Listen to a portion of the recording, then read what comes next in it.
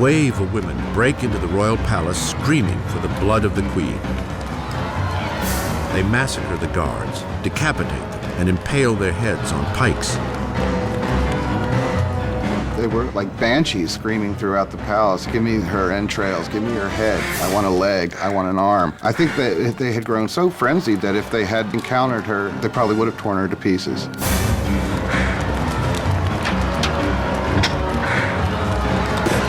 Terrified for her life, Marie escapes to Louis's apartments only moments before the women break into her chambers and tear her bed to shreds. The king and queen are now at the mercy of the mob, and what the mob wants is a little attention from their king. The only way the women can be pacified is for the royal family to agree to go to Paris, because once they're there in Paris, then they can ultimately be made to do what the people of Paris want. They march 60,000 strong, leaving Versailles with carts and wagons overflowing with flour from the king's storehouses, flanking the royal carriage all the way to Paris. Le roi et la reine ont été contraints. The king and queen were forced to go back to Paris with the heads of their guards, who had been massacred in the chateau. Qui avaient été massacrés dans le château. Their heads had been cut off. This is really a completely unbridled violence. The heads were then made up with makeup and paraded at the head of the cortege, with the king and queen following. Devant la voiture du roi et de la reine. The king and queen must make their new home in the Tuileries Palace. They will never see Versailles again. Once the royal family moves to Paris, they are the prisoners of Paris. They know it. Everybody else knows it. There are great limits to what they can do or even dream of doing. They are the prisoners of the capital city, there's no doubt. Versailles is abandoned, and the assembly moves to Paris. Power is now with the people. France will have democracy, new laws, and a remarkable and unforgiving form of justice will make its debut on the revolutionary stage: the guillotine.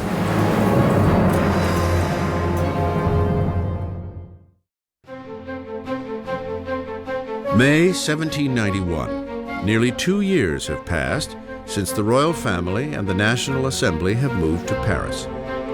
Robespierre appears frequently at the Assembly and at the Jacobin Club, a debating society named for the former Jacobin monastery where they gather. Now, words are the very core of the revolution, and Robespierre speaks with an unfailing moral compass. His true north is always the people. He soon earns the nickname, the Incorruptible. France is now a constitutional monarchy, the king forced to share power with the revolutionaries in the Assembly. But it seems Louis's share is growing smaller by the day, as he is forced to sign law after law diminishing his own authority, and that of the other great feudal regime, the Catholic Church. Louis decides the time has come to escape the confines of the new republic and mount a campaign to reclaim his kingdom. Louis had decided by 1791 that he needed to regain control of his country, and he knew he could only do that with the help of a foreign army. So the idea was to make a break from the Tuileries Palace and to head for the nearest border. June 21st, 1791. The king and queen disguise themselves as servants and by cover of darkness slip out from under the watchful eye of Paris. They make an ill-planned run for freedom. It is long past midnight when the royal family arrives in the small town of Varennes, some 100 miles east of Paris. They are close to the border of Austria, safety just a few miles away. But their dash to freedom will go no further.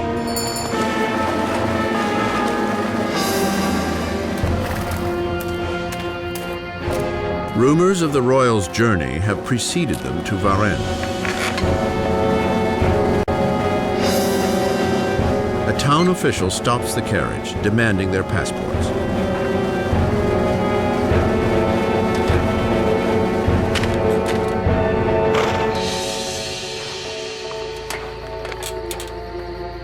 The official suspicions are confirmed.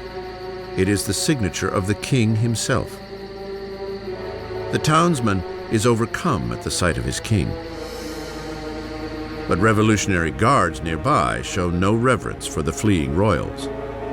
He keeps hoping that people will recognize him and there will be a kind of rebellion in his favor. And much to his horror and surprise, they are not ecstatic to recognize him.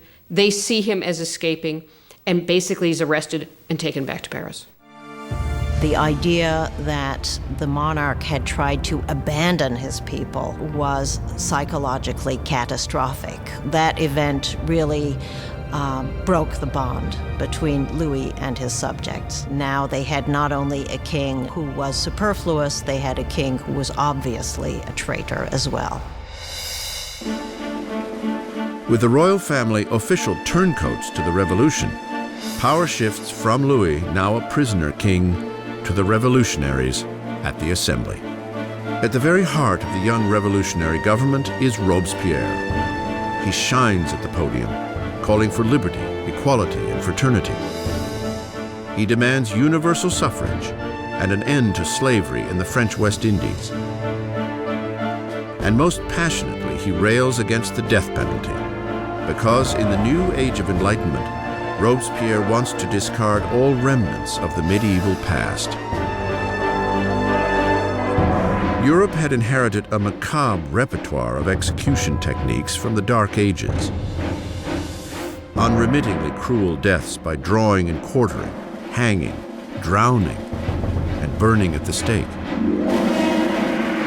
Well, under the old regime, there was a whole panoply of very gruesome punishments, and decapitation was punishment reserved for the nobility. And one of the things that the revolution wanted from the start was to have everybody equal in death. They wanted symbolically to have the same punishment available for anyone. Despite Robespierre's opposition, a new killing machine takes center stage in Paris. Physician-inventor Joseph Ignace Guillotin devises a ruthless beheading machine, turning old-fashioned decapitation into a humanitarian experience. Dr. Guillotin describes his new device to the Assembly. The mechanism falls like thunder. The head flies off, blood spurts. The man is no more. Always a supporter of bloodshed, the journalist Marat prints an enthusiastic rant in his paper, announcing the device's new name, guillotine. It will soon earn a nickname, the National Razor. The French revolutionaries believe in humane values. They believe that unnecessary suffering should not be caused. And what they like about the guillotine is that it is quick, it's efficient, and as far as we can tell, although no one has returned to tell the tale, it's painless. The guillotine will silence the revolution's internal enemies, anyone suspected of plotting to return Louis to the throne.